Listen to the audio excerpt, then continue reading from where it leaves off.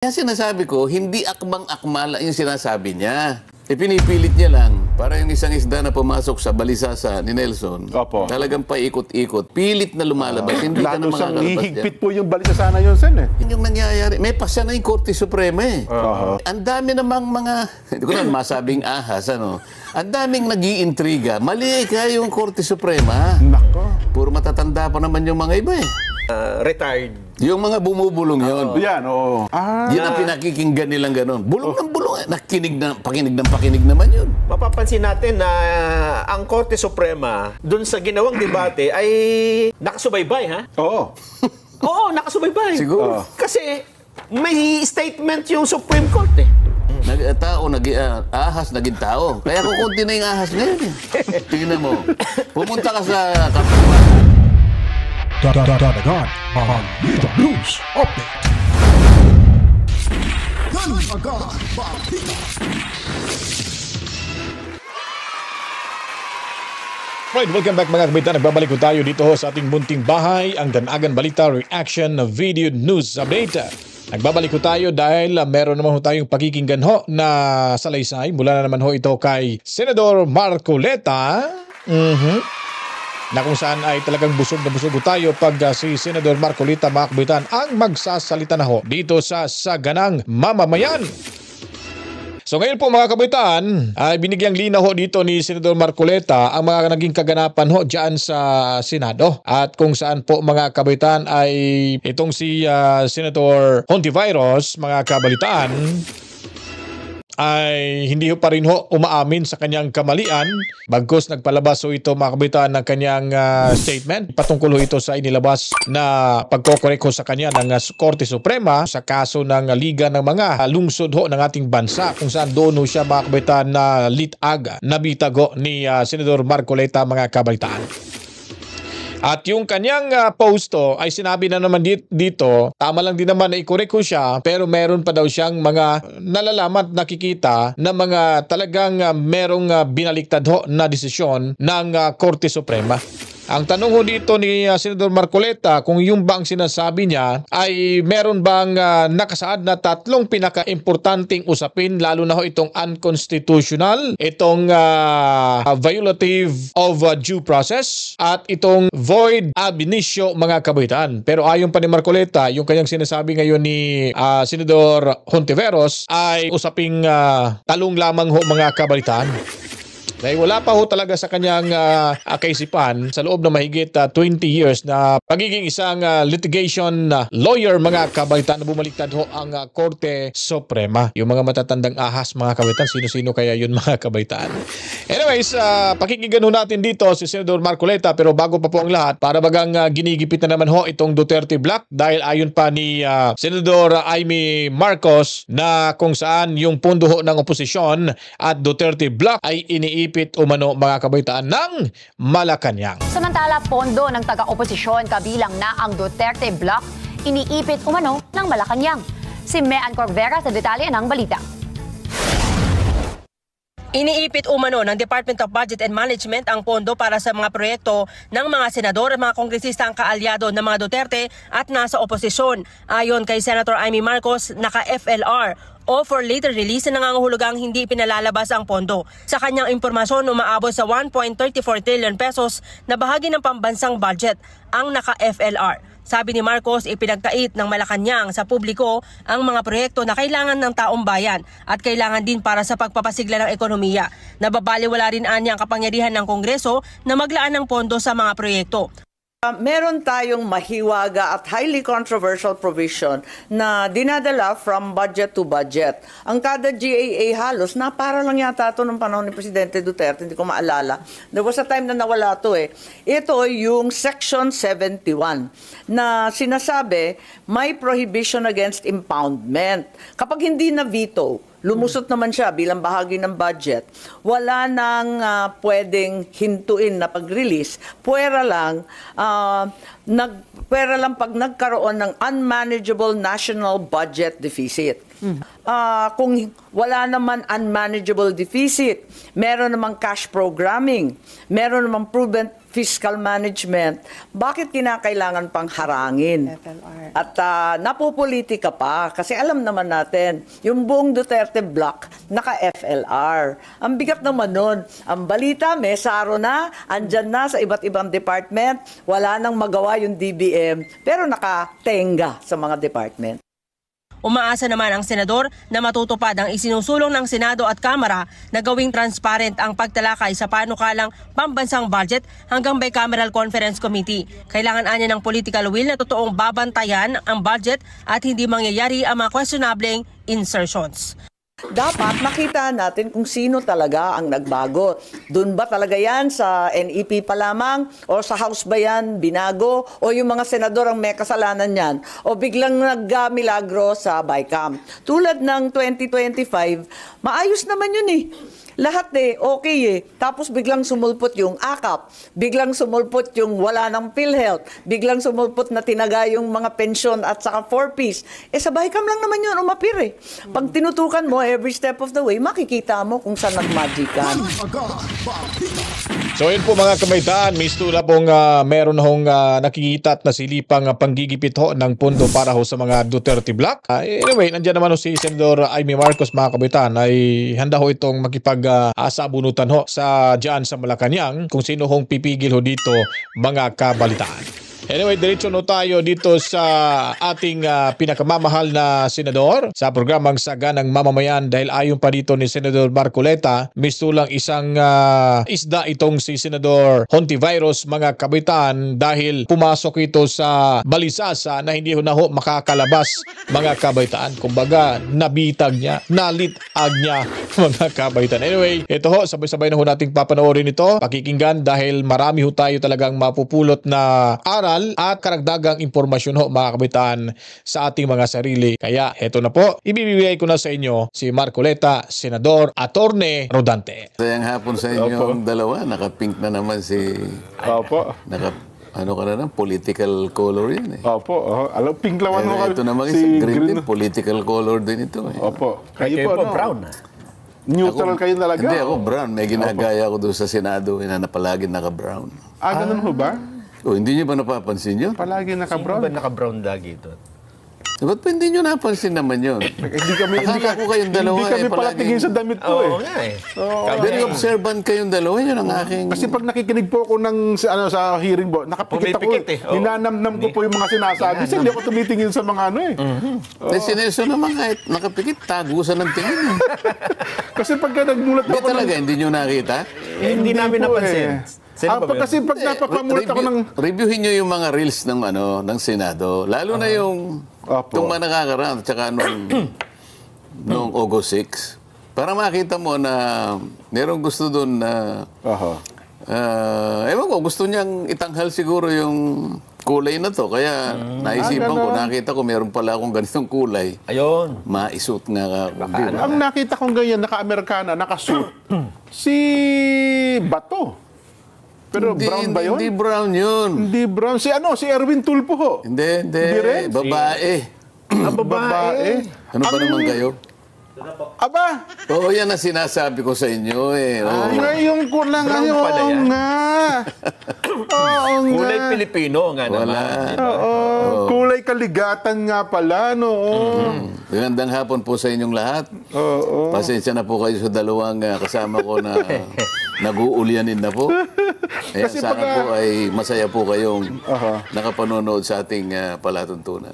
Pag napapatingin po kasi ako doon sa, lalo sa plenary sen, ang nakikita ko lagi si Ma'am Cathy Binag eh.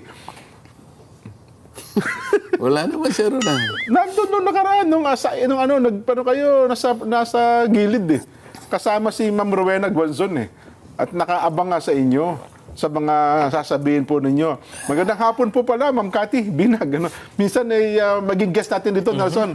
Gusto raw tayo makahuntahan eh. Aba magandang balita yan.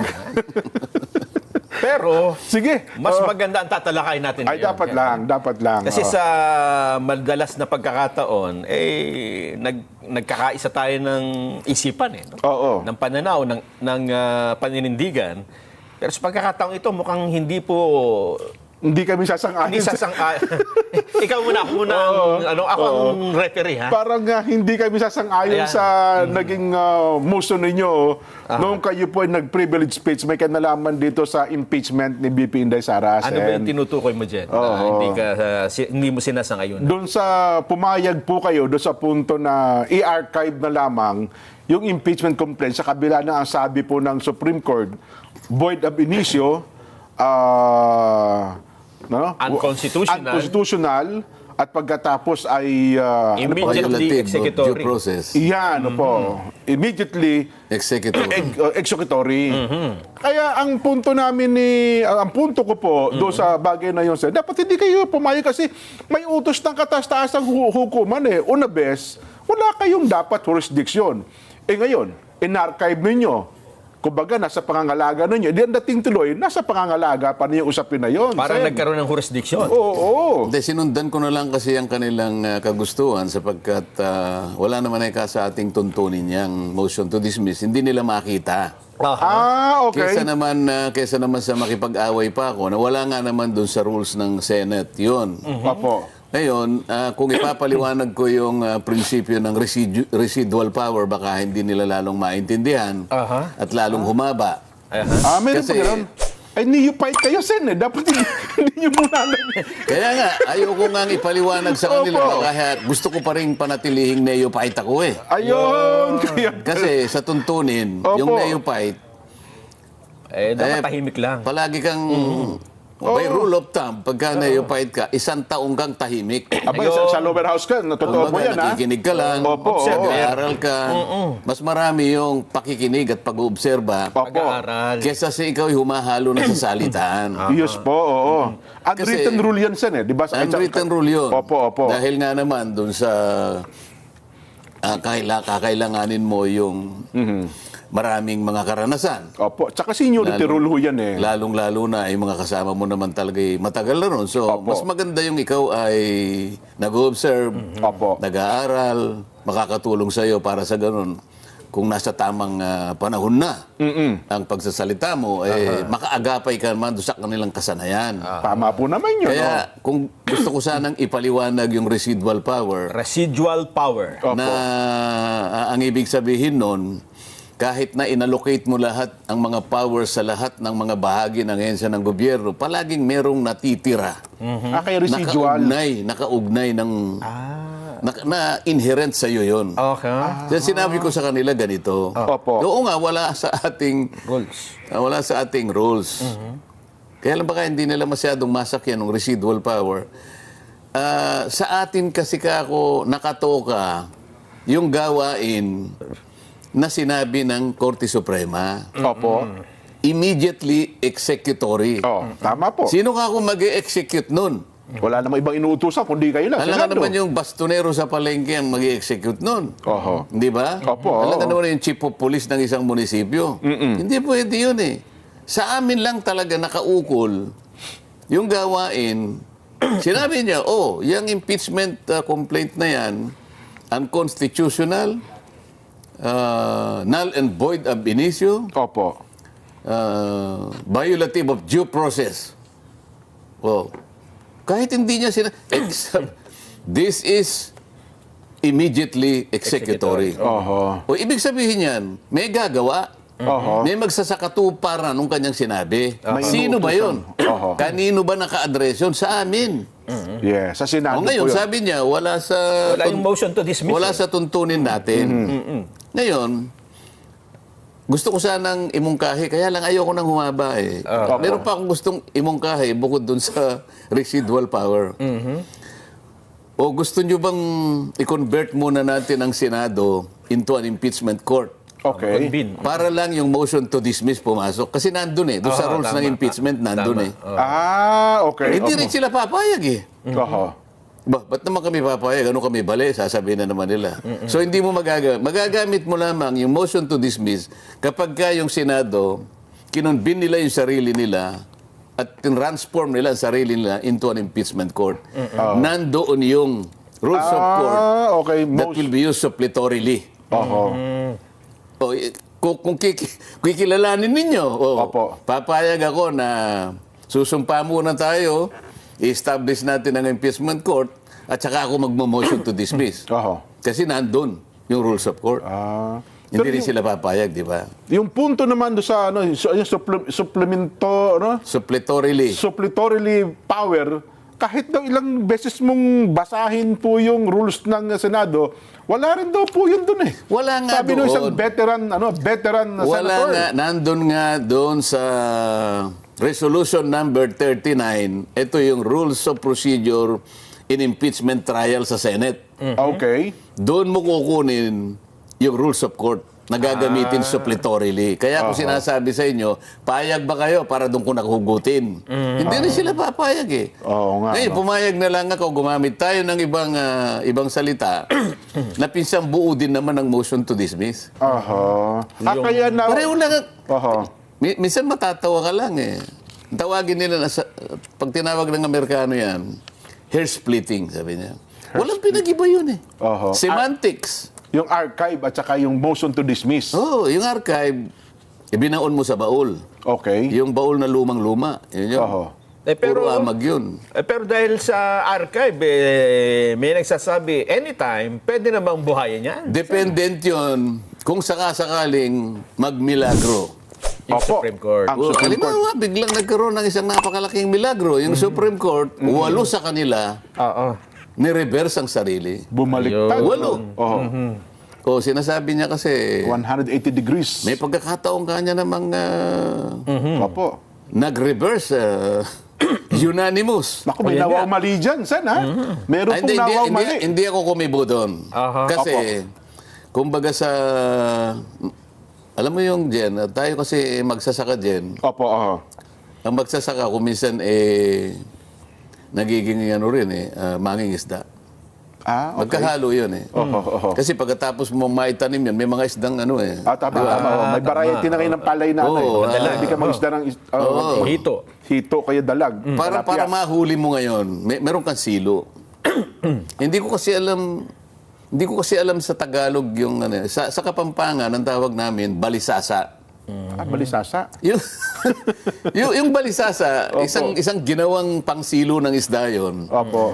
Iuumang mo sa tubig yan. Lalo na yung medyo umaagos yan. Ngayon, yung isda, meron siyang option na pumasok. Matetempt siya na pumasok eh. Kasi maglalagay ka ng doon. Yes po. Okay. Pero may option siya, ha? Papasok kaya ako hindi. Ganun ko tinitingnan yung kahapon. Kahapon ba yun? Wednesday po, Wednesday. Isang araw. Isang araw. Sige, pumasok ka. Akala yung pumasok, yung balisasa dyan, pagpasok mo ron, madaling pagpasok eh. Hindi ka makalabas. Kaya lang nakaganon yun eh. Yung parang pagpasok mo, pag nakaano na yun.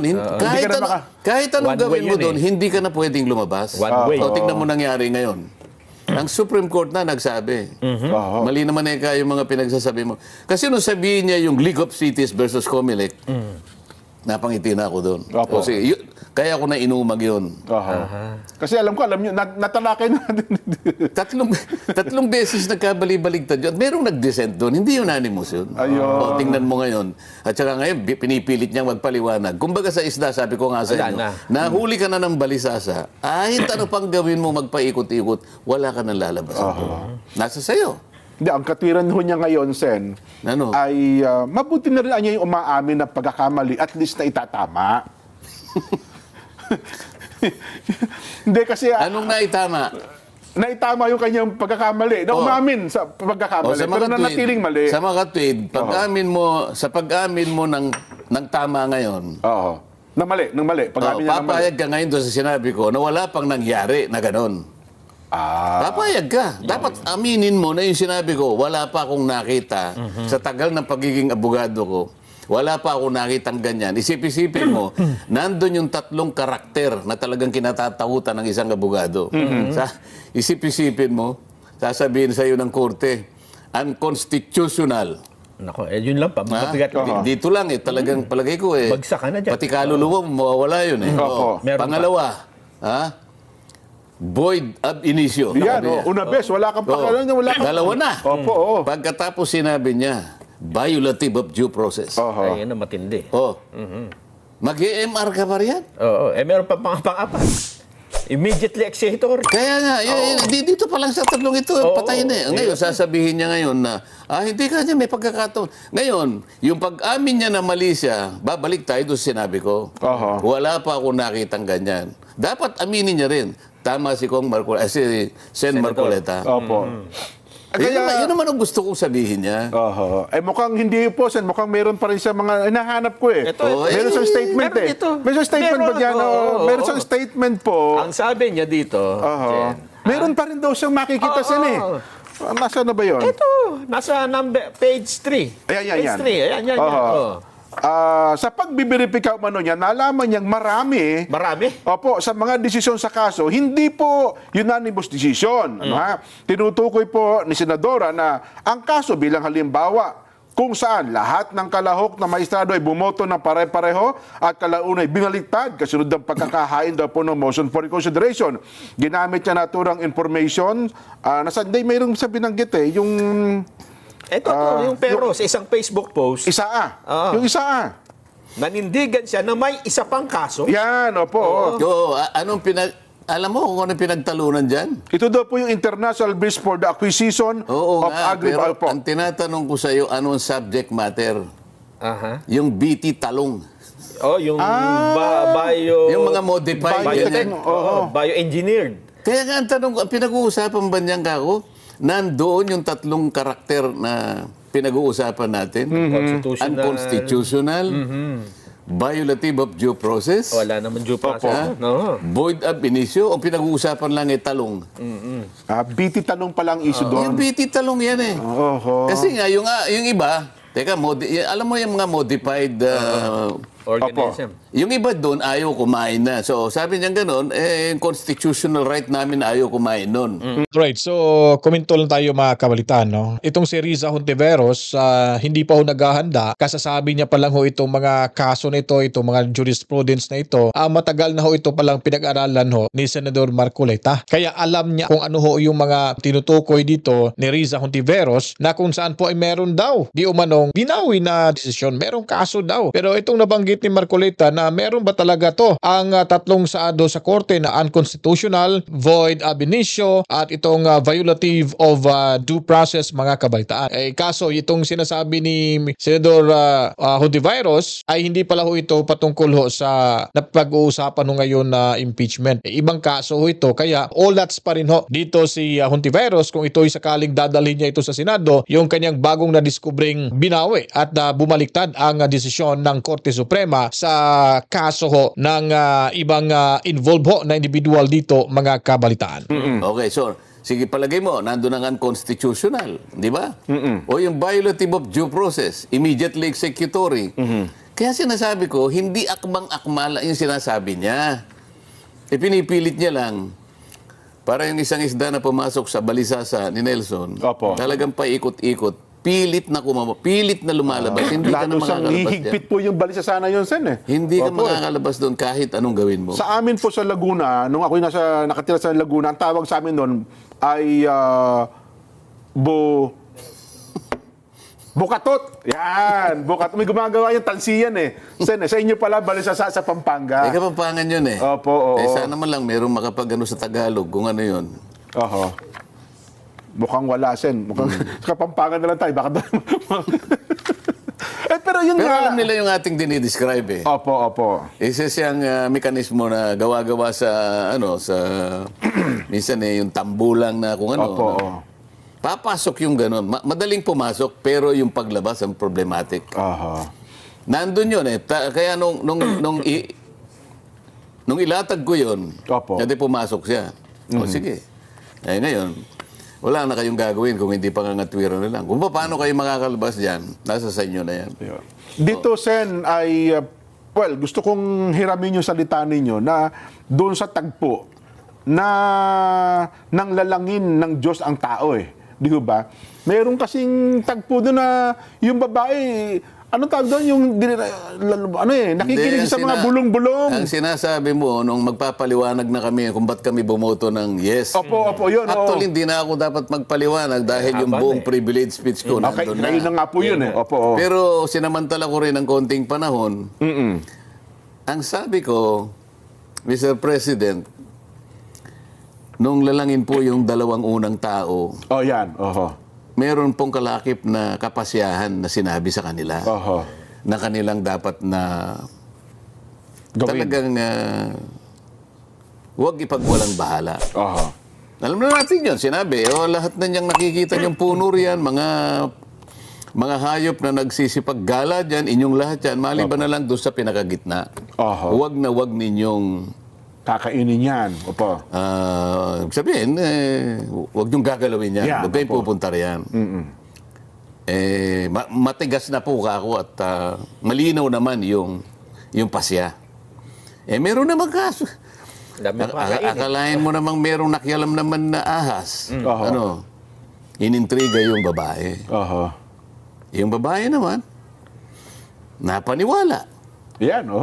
Parang yung nangyayari, may pasya na yung Korte Suprema eh. Oho. Ang dami namang mga, hindi ko na masabing ahas, ang daming nag-iintriga. Mali yung Korte Suprema. Nako. Mali yan. Ganito ang dami nila eh. Oho. Puro matatanda pa naman yung mga iba eh. Mukhang iba ata nandun pa sa plenaryo nung... Kung sa bagay, meron ding talata sa Biblia eh. Yung matandang ahas, sabi. Ay, di ba? oo. Nako. ano yung gusto ko sabihin doon? Kung hindi napaniwala yung babae, Oho. wala sana problema eh, di ba? Yes. Ngayon, ang gusto ko, magpakaingat po kayo kung sino-sino na lang ang bumubulong sa inyo. Yan. Yung pangangatwiran naman, hindi naman original sa kanila. eh. Ako, nung tumayo ako ron, sarili ko yung katwiran ko.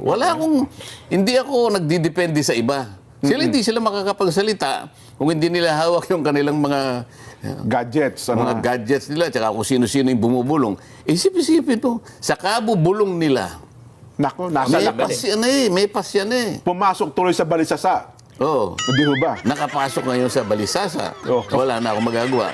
Ngayon, dapat awayin niya kung sino yung nagturo sa kanya. Yun ang dapat. Oh. Sino yung Siya naman bubulong kung ano mo? kasi sinabi, Oho.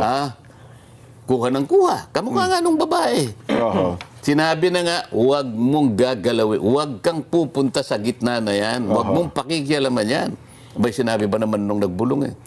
Sinabi ba sa'yo na gano'n? Hindi totoo. Huwag kang maniwala. Ganitong gawin mo. Kumain ka.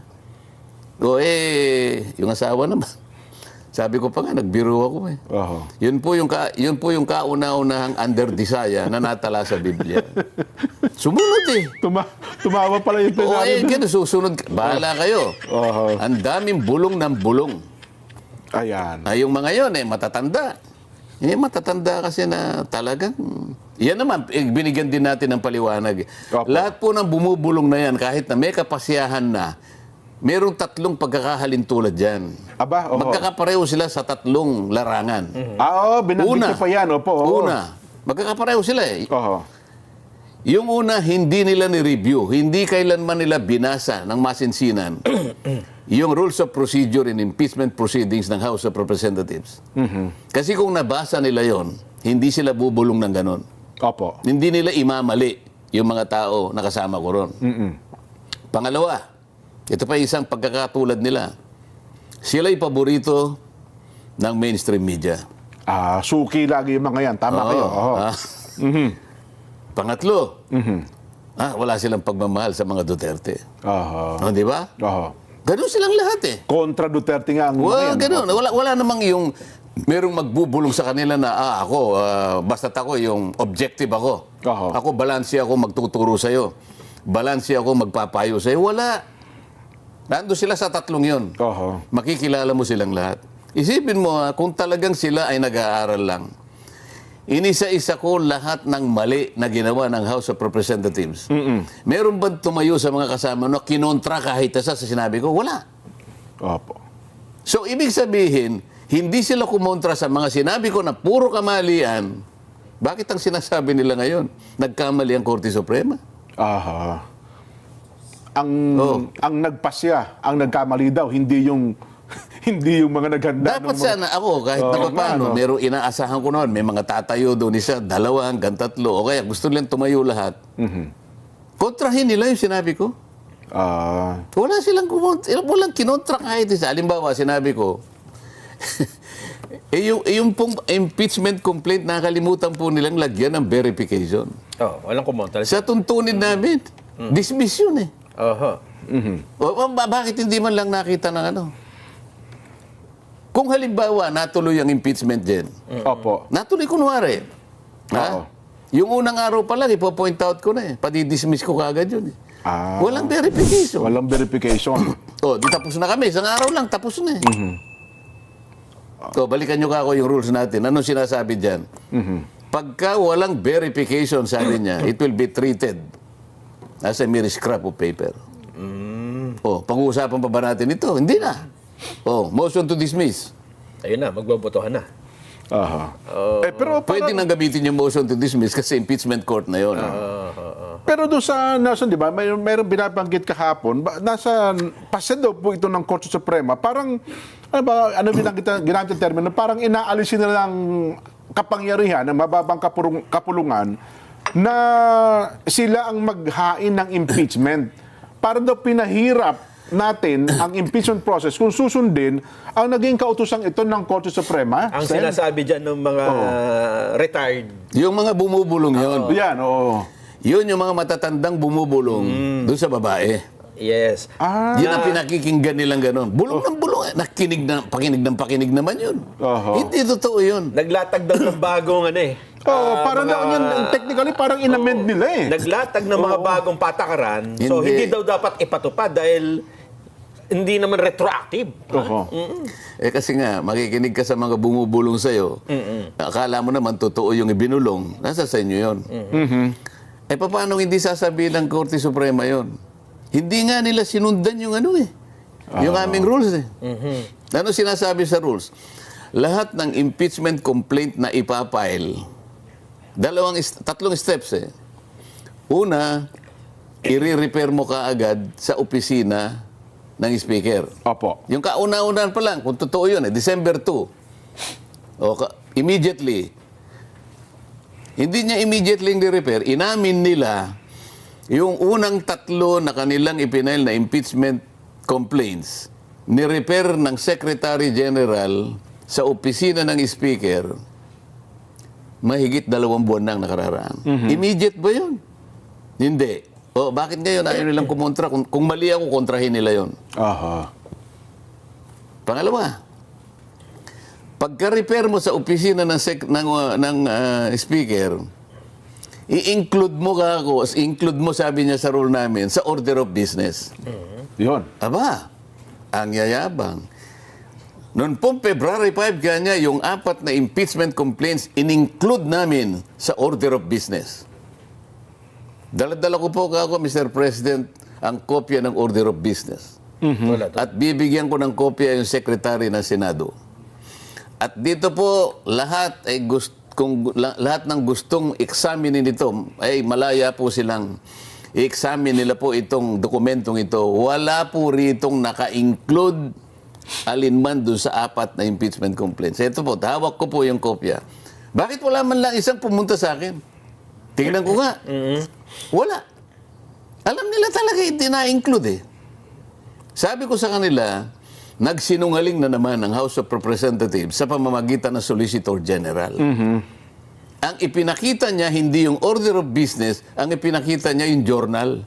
Iba po yung journal, iba yung order of business. Paano sila makikipagdebate sa akin? Kabisado ko yun dahil naging senior deputy majority leader ako. Tama po.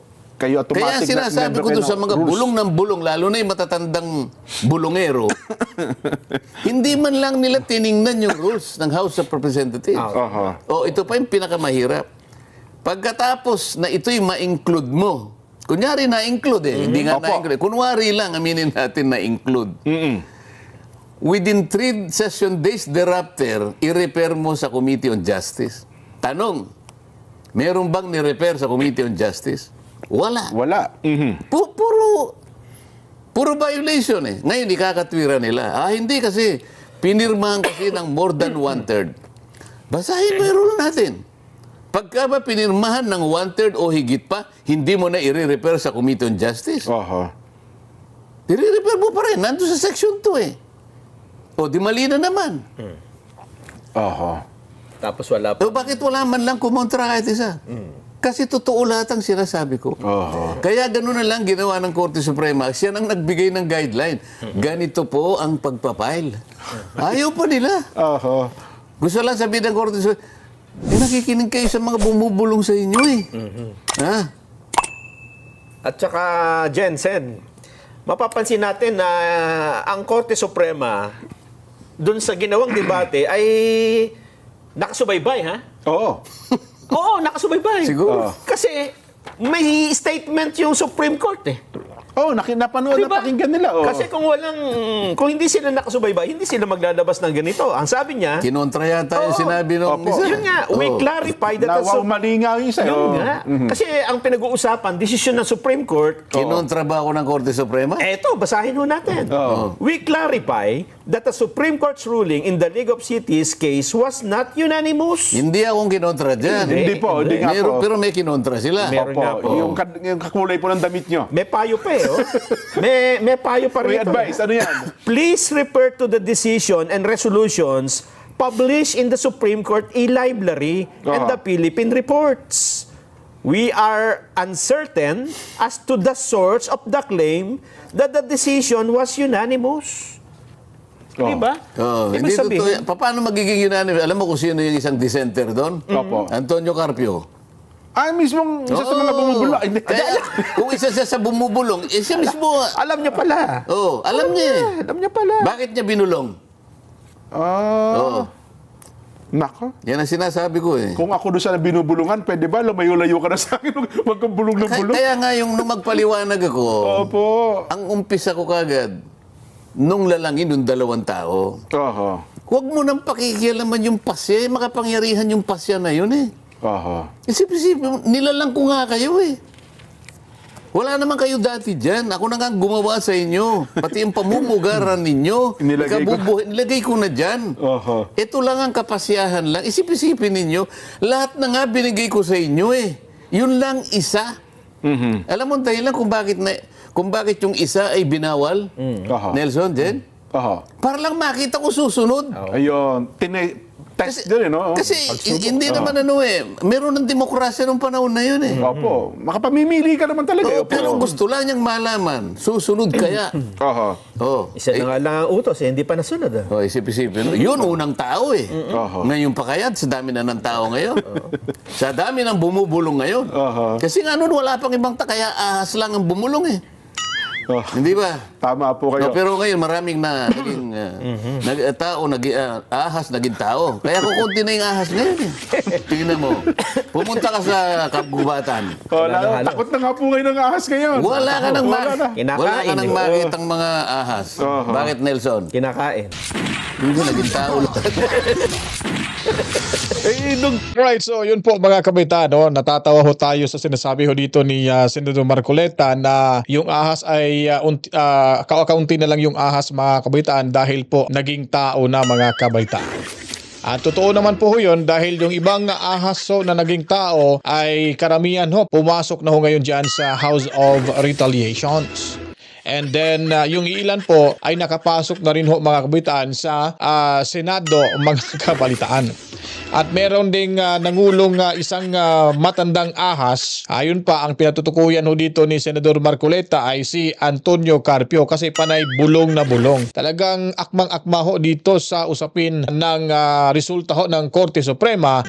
Kaya hindi na ho natin, di tayo magtaka kung talagang nakikinig ho sa pagbubulong itong si Hontiveros, malamang si Antonio Carpio ho yung tagabulong nito ay nandyan na ho, nakalatid na ho yan sa ating Biblia mga kabalitaan. Talagang napakatalino ho ni Senador Marcoleta.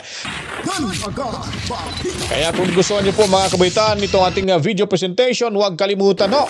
Paliguan ito ng maraming likes, buusan ng maraming komento, reaksyon, opinion at suwestyon. Para din maintindihan ng karamihan kung ano pang makaganapan sa ating lipunan, share nyo na po mga kabaitaan. Sa mga bagong salta ho, huwag kalimutan mag-subscribe na ho kayo para malaman nyo rin po ang karagdagang impormasyon. Gaya na lang ho sa video ating ginagawa ngayon at maraming salamat din po sa ating mga bagong subscribers mga kabalitaan.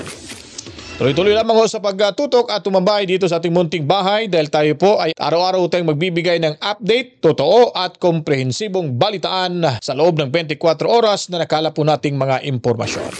Assalamualaikum sa ating mga kapatid na Muslim. Maraming salamat. At kababayan natin dyan sa daig Netherlands, mabuhay ho kayong lahat.